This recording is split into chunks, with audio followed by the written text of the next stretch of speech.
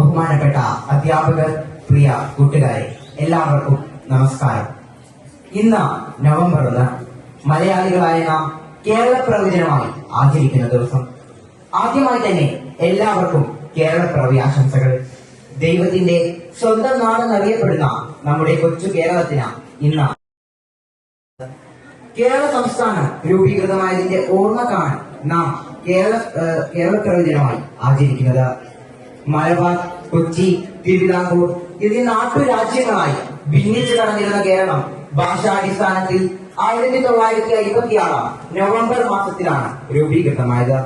ഇത് മലയാള ഭാഷാ ദിനമായി ആചരിക്കുന്നു. പടിഞ്ഞാറ് അറബിക്കടലും കിഴക്ക് പശ്ചിമഘട്ടവും അതിലിടുന്ന ഒരു സുന്ദരമായ പ്രദേശമാണ് നമ്മുടെ കേരളം. അതുകൊണ്ടാണ് ദൈവത്തിന്റെ സ്വന്തം നാടെന്ന നമ്മുടെ കേരളം അറിയപ്പെടുന്നത്.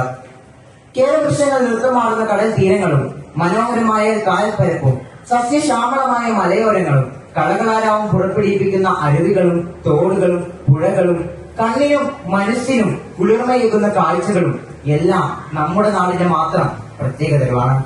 കേവലം പ്രകൃതി ഭംഗി കൊണ്ട് മാത്രമല്ല നമ്മുടെ നാടിന്റെ മഹാത്മ്യം. ഇന്ത്യ മഹാരാജ്യത്തിൽ ആദ്യമായി 100% ആളുകളും സാക്ഷരത നേടി.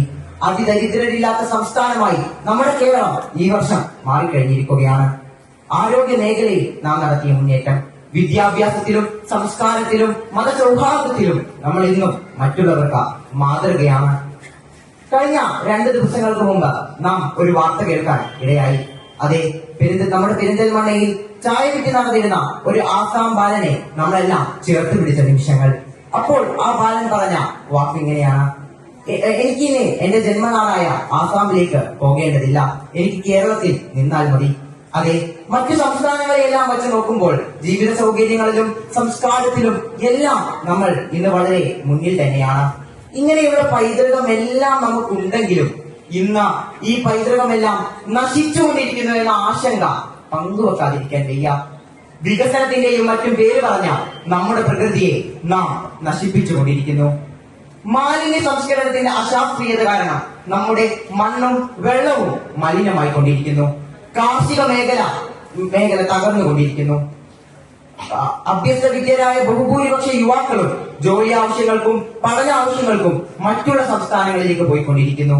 കഴിഞ്ഞ കുറച്ചു വർഷങ്ങളായി ലഹരി ഉപയോഗിക്കുന്ന സംഖ്യ വലിയ തോതിലാണ് നമ്മുടെ കേരളത്തിൽ കൂടിയിരിക്കുന്നത്. അതിൽ കൂടുതലും യുവാക്കളും വിദ്യാർത്ഥികളുമാണെന്നത് നമ്മെ വീണ്ടും ആശങ്കപ്പെടുത്തുന്നു. കടുത്ത തൊഴിലില്ലായ്മ, കടുത്ത സാമ്പത്തിക പ്രതിസന്ധിയിലൂടെയാണ് നമ്മുടെ സംസ്ഥാനം കടന്നുപോയിക്കൊണ്ടിരിക്കുന്നത്. അതെ, ഇതിൽ നിന്നെല്ലാം ഒരു മാറ്റം അനിവാര്യമാണ്. നമ്മുടെ പ്രകൃതിയെ അറിഞ്ഞ നാം നേടിയ സാംസ്കാരിക നേട്ടങ്ങൾ കൈവിടാതെ നമ്മുടെ നാടിന്റെ നന്മക്കും പുരോഗമനത്തിനുമായി പ്രവർത്തിക്കാൻ നാം ഓരോരുത്തരും പ്രതിജ്ഞയെടുക്കേണ്ടതുണ്ട്. ഒരിക്കൽ കൂടി എല്ലാവർക്കും കേരളപ്പിറവി ആശംസകൾ. നന്ദി, നമസ്കാരം.